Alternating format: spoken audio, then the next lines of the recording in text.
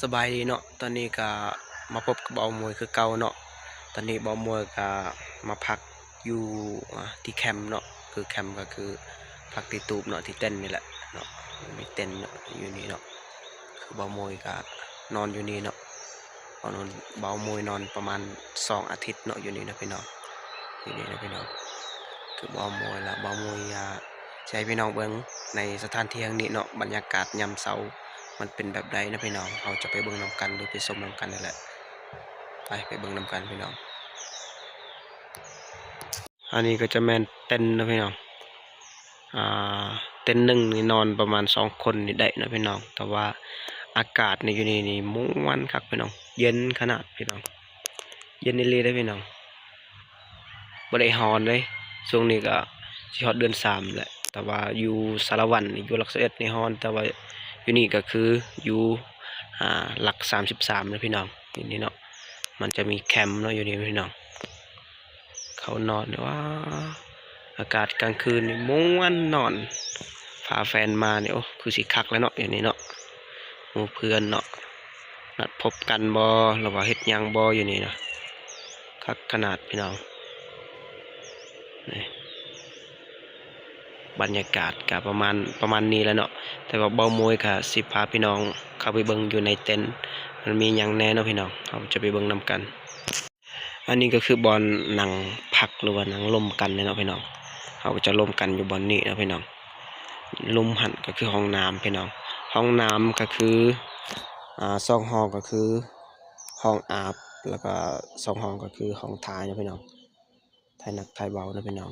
อันนี้ก็แคมป์นี่แหละพี่น้องนี่แหละบรรยากาศในยามเช้านะพี่น้องอันนี้คือยามเช้าในเช้าวันใหม่นะพี่น้องนี่อันนี้คือเช้าวันใหม่นี่โอ้บรรยากาศอยู่นี่ก็คือคักที่สุดแล้วไปนอนพักอยู่นี่บรรยากาศในเช้าวันใหม่นี่พี่น้อง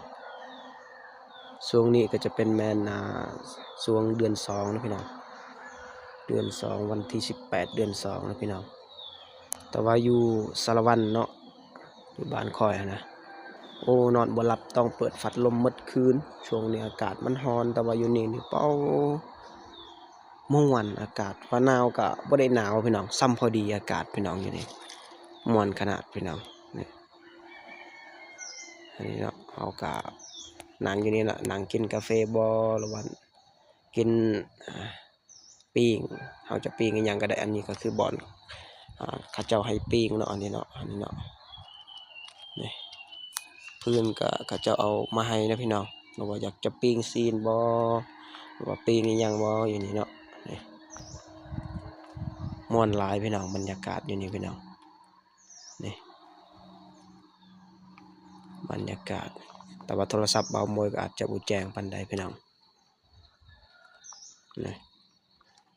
บรรยากาศอยู่นี่ก็ซ้ำนี้แหละ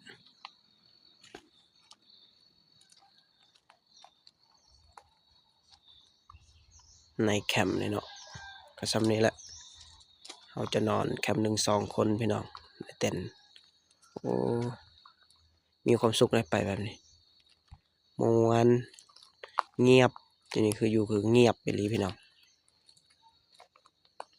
มีผู้ใดมีเวลาว่างกันเนาะไปโหลดสถานที่นี้ก็คือสถานที่เมืองปากซองแขวงจำปาสักเนาะคันอยู่สถานที่นี้ก็คืออยู่หลัก33นะพี่น้อง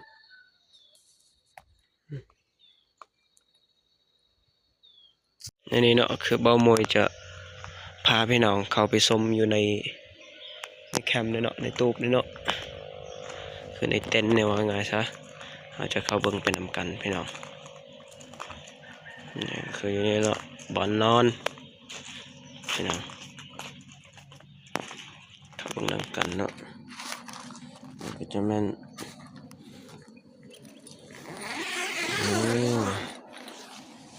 สมนำกันเนาะอันนี้ก็จะแม่นเครื่องของเบามวยแล้วก็หมู่เบามวยพี่น้องประมาณ2 คนพี่น้องมันนอนก็จะประมาณนี้เนาะก็จะมีปักเสียบพี่น้องอันนี้ก็จะเป็น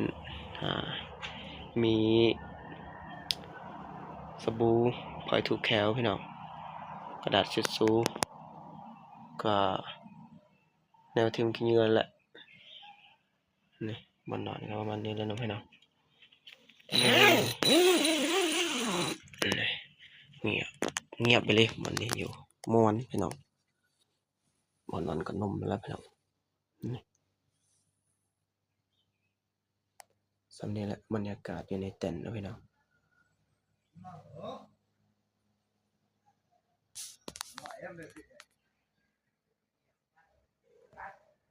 นี่ก็สำนี้แหละบรรยากาศถ้าผู้ใดมีเวลาว่างเนาะอยากมาพักอยู่ในเต็นท์นี้ก็เชิญมาได้นะพี่น้อง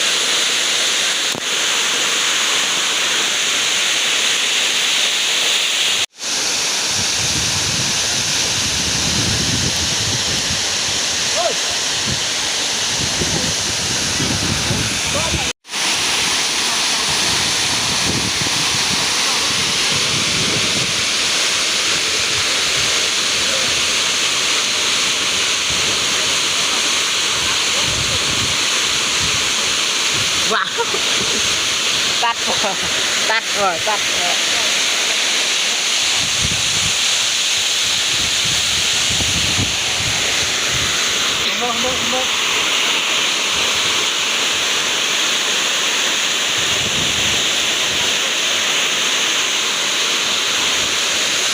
บายดีนะพี่น้องอันนี้ก็คือเขามาเที่ยวตัดเมืองนะพี่น้องอยู่เมืองปากซองตัดไปก็ประมาณนี้แหละโอ้มีคนพลังมาเที่ยวหลาย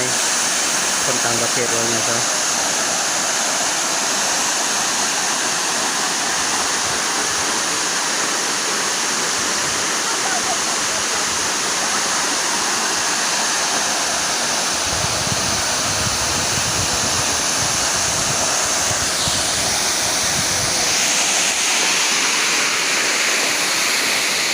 ว้าว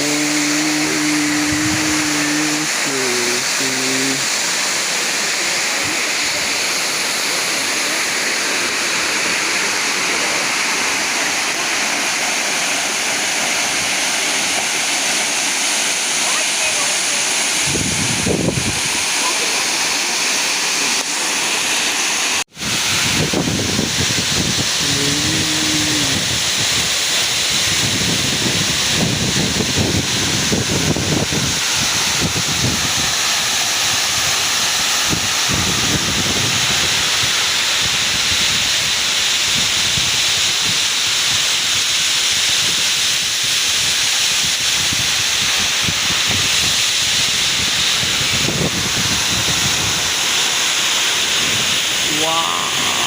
ว